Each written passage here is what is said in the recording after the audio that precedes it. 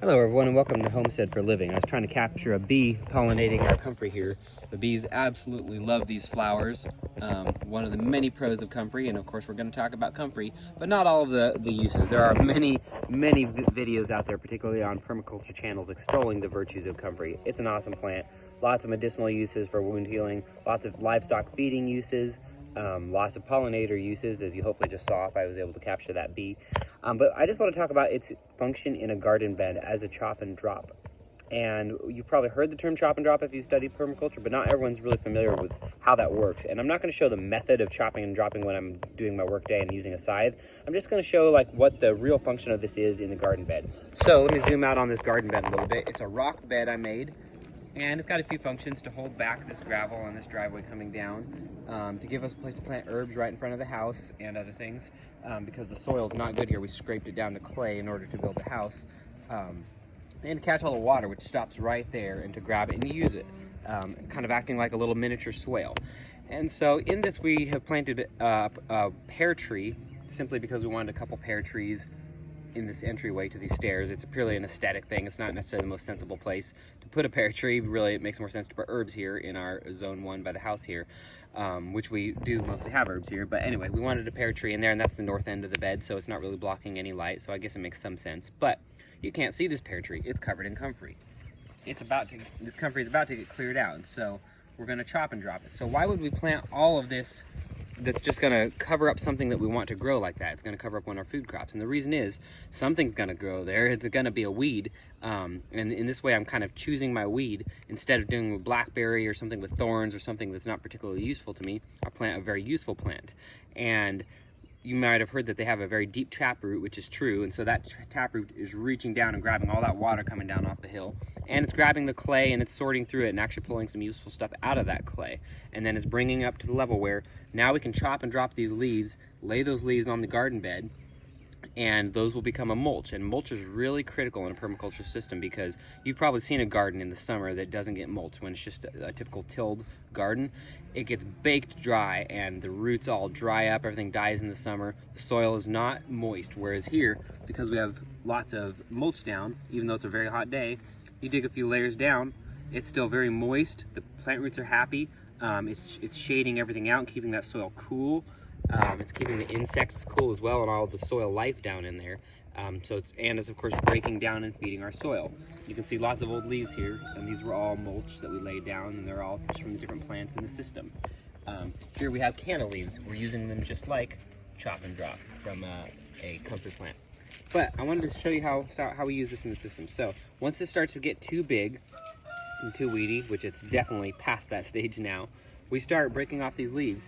And we do it selectively. In some cases, I want this to keep growing because I want to have a crop of comfrey to use for things like Gabby's comfrey salve she's making right there.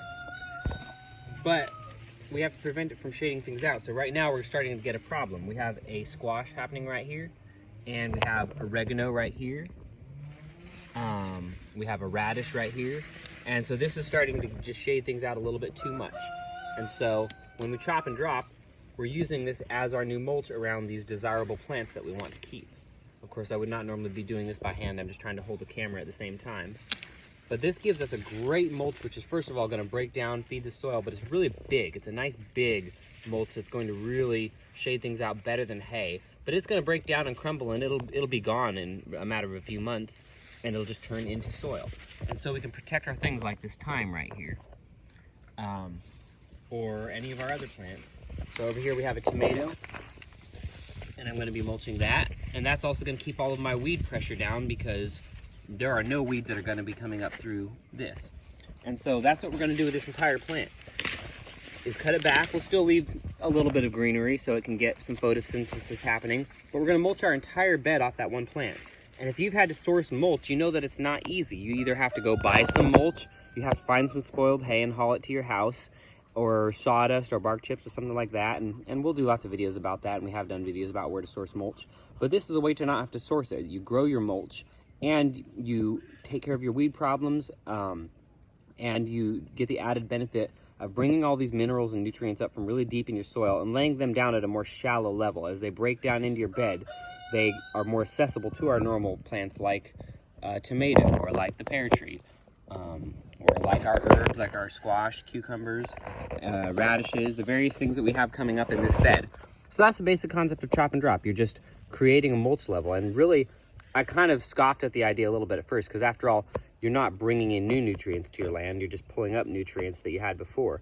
But when you're starting to maintain a really big food production system, this makes it so much easier. Having comfrey everywhere, or similar things. Canna is one I really love. It's got a similar big leaf.